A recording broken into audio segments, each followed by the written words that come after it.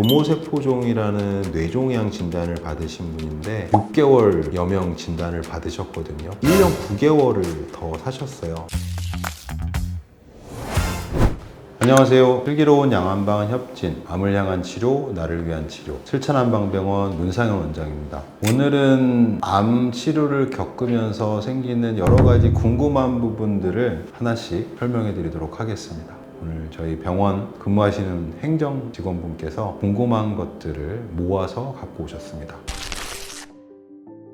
환자분들은 기수 얘기만 듣고 막연한 공포감만 있으신 것 같은데 여기에서 설명 좀 부탁드립니다. 암이라는 질환을 진단을 할 때 어떻게 보면 임의로 나눠놓은 부분인데 정확히는 이제 치료 계획을 짤 때 그 기수에 따라서 조금씩 달라지기 때문에 기수를 나눠놓은 거기도 하죠. 병의 상태를 반영하는 부분도 있고요. 그렇지 않은 부분도 있을 수 있어요. 꼭 기수가 높다고 병의 상태가 심각하다라고만은 말할 수 없고 기수가 낮다고 상대적으로 더 괜찮다라고 말하기도 애매한 구석은 있지만 대체로 기수가 높을수록 좋지 않다 이렇게 볼 수 있죠. 암이라는 녀석이 세포 단위로도 충분히 여기저기 떠돌아다니면서 자기가 원하는 곳에 자리 잡고 커갈 수 있는 특징이 있다고 말씀드렸잖아요. 그래서 침윤과 전이 정도에 따라서 기수를 나누는 게 일반적인 방법이에요. 1기라고 하면은 침윤과 전이가 없는 상태, 딱 암 조직만 덩그러니 발견되고 그 주변에는 조직 검사 상으로도 별 이상이 보이지 않는 상태라고 보면 되고 2기부터는 침윤이 나타나고 있는 상태라고 보면 돼요. 조직 검사를 해보면 암 조직 주변에도 암세포가 발견이 되는 상태라고 봐야 되죠. 그리고 3기는 주변의 조직에 좀 멀리 퍼져 있는 상태, 특히 림프절이라든지 복막 같은 곳에 많이 퍼져 있는 상태를 3기라고 하고요. 4기는 주변 조직뿐만 아니라 멀리 떨어져 있는 장기에까지 암세포가 넘어가서 조직이 발견되는 상태라고 하죠. 그러다 보니까 아무래도 기수가 높을수록 병세가 위중하다 이렇게 볼 수 있고요. 거기에 따라서 치료 프로그램도 조금씩 달라지게 됩니다. 그럼 병기가 올라갈수록 치료가 훨씬 어려워지겠네요. 대자리암 같은 경우는 암 조직만 제거하고 끝내는 경우가 많지만 1기 넘어가게 되면은 항암 치료나 방사선 치료가 병행되는 경우가 많고 3기 이상에서는 사실 수술을 먼저 하기보다 전이 범위가 넓으면 항암 치료를 통해서 원발암의 사이즈를 줄이고 전이암을 없애는 방향으로 먼저 치료를 시작합니다. 특히 4기암 같은 경우는 다른 장기로의 전이가 있기 때문에 먼저 원격 전이를 없애는 게 참 중요합니다. 최근에 들어서는 2군데 이상의 동시 수술을 하기도 하지만 아무래도 수술 위험 부담이 크기 때문에 원격 전이된 암종을 없앤 다음에 원발암 없애는 수술을 진행하는 경우가 대부분이죠. 그만큼 병기가 높을수록 치료도 좀 복잡해지고 치료 기간도 길어지기 때문에 환자분들이 힘들어하고 치료가 어려워지는 것도 사실이지만 또 개인차가 상당히 커요. 병기만으로 꼭 판단할 수는 없는 부분이 있습니다. 그럼 환자들의 상태에 따라서 거기에 맞춤 치료가 진행된다는 말씀이시죠? 병을 보는 게 아니라 사람을 보는 게 중요한 치료가 암 치료라고 생각합니다. 지금 발견된 암종을 없애는 것도 중요하지만 전이 재발이 되지 않도록 관리하는 것도 중요하거든요. 항암 치료나 방사선 치료는 암세포를 괴롭히는 치료이기도 하지만 내 몸을 괴롭히기도 하거든요. 그래서 부작용을 줄여주는 것들, 떨어진 면역력과 체력을 복구시켜주는 것들, 그러면서도 또 내성이 생기지 않도록 항암 효과, 방사선 효과를 증대지는 치료들, 그것들을 개인 상태에 맞게 해주는 거죠.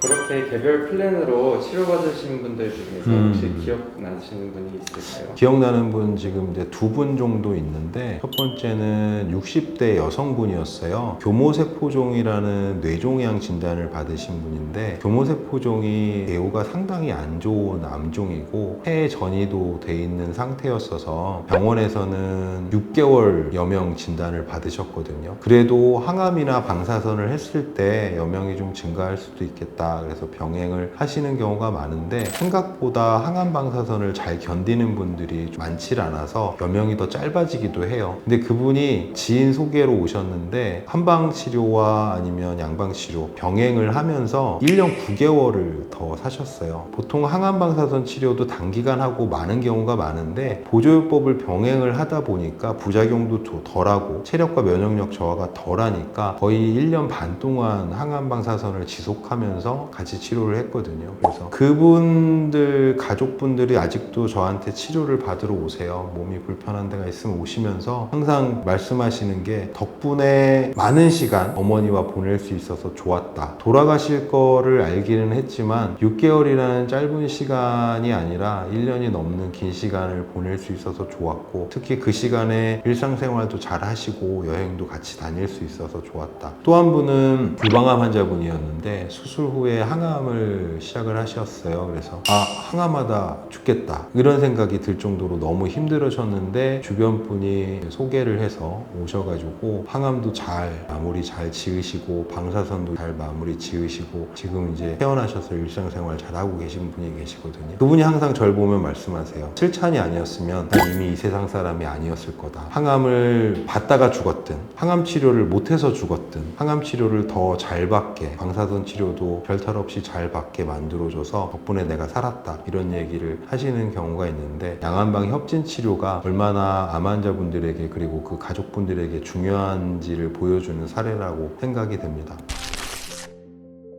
병의 직접적인 치료 외에도 환자분들의 마음을 좀 치료해 줄 수 있는 치료도 있을까요? 몸과 마음에 대한 치료는 반드시 병행돼야 된다고 생각을 합니다. 무엇보다 암 환자분들한테 중요한 건 공포에서 벗어나는 거거든요. 암 진단을 받는 순간 어떻게 보면 잠도 제대로 못 자고 식사도 제대로 못 하세요. 몸이 힘들어서가 아니라 마음이 힘들어서죠. 내가 아직 나이가 젊은데 아직 할 일이 많은데 암이라는 진단을 받게 되면 공포감에 휩싸이게 되거든요. 사람의 성향이 다른 것처럼 암 진단 이후에도 다르게 나타나는데 그것들 또한 슬기롭게 다스려줘야 된다고 생각합니다. 그래서 첫 번째로 중요한 게 암에 대해서 아는 거라고 생각해요. 암이라는 게 어떤 녀석인지 현 시대의 암 치료는 어떻게 돼가고 있는지 그래서 내가 어떤 치료를 받고 있는지 그 치료가 왜 받는 건지 어떤 효과가 있는지 이런 것들을 아는 게 첫 번째라고 생각하거든요. 모르고 받으면 불안이 가중됩니다. 이렇게 하면 되나 저렇게 하면 되나 그러다 보니까 인터넷이나 아니면 주변에서 들은 말들 때문에 여러 가지 민간요법들도 병행하는 상황들이 생기죠. 그만큼 잘 알고 있어야 불안감에서 벗어날 수 있게 되고 보다 적극적으로 치료에 임하게 되고 이렇게 하면 되는구나 그러면서 자신감이 생기게 되죠. 그러면 이제서야 이제 암 치료를 받을 준비가 됐다고 생각을 해요. 그렇게 해서 시작을 해야 적극적으로 몸과 마음이 같이 협응해서 할 수 있고요. 내 몸은 어떤 상태가 건강한 상태인지 아니면 내 몸은 어떤 상태가 병들어가고 있는지 본인의 몸의 패턴을 이해할 수 있도록 하는 게 중요하다고 생각합니다.